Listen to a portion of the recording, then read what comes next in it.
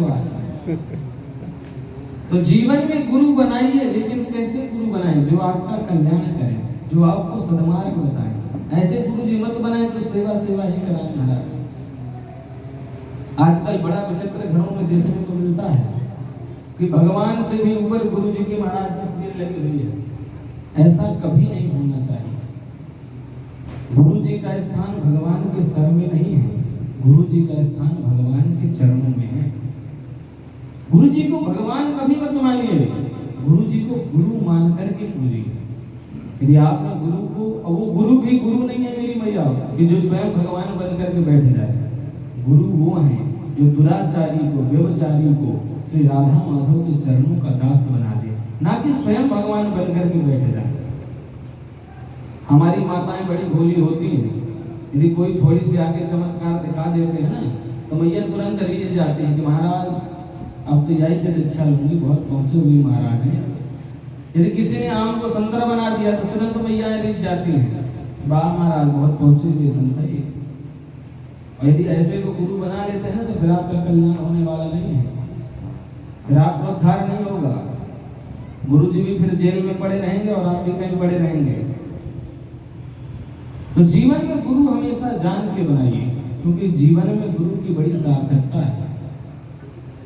गुरु का क्या काम है कि जीव जब अपने मार्ग से भटक जाता है तो गुरु का कार्य है कि गुरु अपने शिष्य को हाथ पकड़ करके उसे सद्गत मार्ग में लेकर के आए। क्योंकि गुरु का मतलब ही मेरी मैया गु यानी अंधकार, रू यानी प्रकाश। जो जीव को अंधकार से प्रकाश की ओर ले जाए वो गुरु है। और शिष्य को भी गुरु के वचनों में श्रद्धा होनी चाहिए, गुरु के वचनों में विश्वास होना चाहिए, अपने गुरु के वचनों में प्रेम होना चाहिए। कहते हैं कि यदि शिष्य अपने गुरु के वचनों में प्रेम नहीं रखता, विश्वास नहीं रखता, तो उसके जीवन में सिद्धि और सुगमता नहीं आती। जो जीव अपने गुरु के वचनों में विश्वास रखता है, श्रद्धा रखता है, उसके जीवन में सिद्धि और सुगमता आ जाती है। लेकिन महाराज अब शिष्य भी चालाक हो गए हैं। गुरु जी कहते रहते हैं लेकिन शिष्य सुनते ही नहीं है। एक गुरु जी थे, उनके दो शिष्य थे, दोनों ही महाराज बड़े कामचोर थे। गुरु जी के आश्रम में रहते थे दोनों, गुरु जी रहते थे, दोनों शिष्य रहते थे। गुरु जी का नित्य का नियम था कि गुरु जी नित्य तखत में बैठ करके आसन जमा करके ठाकुर जी की सेवा किया करते थे, सालिक राम भगवान की सेवा किया करते थे। एक दिन की बात हुई कि एक दिन गुरु जी महाराज तुलसी दल लाना भूल गए। अब गुरु जी बैठ गए अपने आसन में, अब कैसे खड़े हों? पास में दोनों शिष्य बैठे हुए थे। गुरु जी ने एक शिष्य से कहा कि भैया एक काम करो, तुम बगीचे में जाओ और वहां से जाके तुलसी दल ले आओ। आज हम तुलसी दल लाना भूल गए हैं और बिना तुलसी दल के तो ठाकुर जी की सेवा हो नहीं सकती। शिष्य ने सोचा कि महाराज गुरु जी ने काम बता दिया, अब तुलसी लेने जाना पड़ेगा। तो उसने बहाना बनाया, युक्ति लगाई। उसने कहा गुरु जी तुलसी दल, हम तो जानते नहीं कि तुलसी दल कैसा होता है। अरे हम बगीचे में जाएंगे, कोई दूसरा पत्ता ले आएंगे तो फिर कैसे पूजा होगी, आपकी पूजा खंडित हो जाएगी। गुरु जी ने कहा अच्छा तुम तुलसी दल नहीं जानते हो कैसी होती? बोले नहीं गुरु जी, हमने तो आज तक देखा ही नहीं तुलसी दल कैसी होती। अब जो दूसरा शिष्य बैठा था उसने सोचा कि महाराज इसने तो मना कर दिया, तुझे जाना पड़ेगा लेने के लिए। तो उसने भी युक्ति लगाई, बोले तुम पागल हो, तुम्हें नहीं पता तुलसी दल क्या होती है? बोले नहीं भैया हमें तो नहीं पता तुलसी दल क्या होती है। अरे तुलसी दल वही तो होती है जिसके केले जैसे चौड़े चौड़े पत्ता होते हैं। गुरु जी समझ गए कि जाना ये भी नहीं चाहता। एक कह रहा है कि तुलसी दल हम जानते नहीं, दूसरा कह रहा है कि तुलसी दल हुआ जिसके केले जैसे पत्ते होते हैं।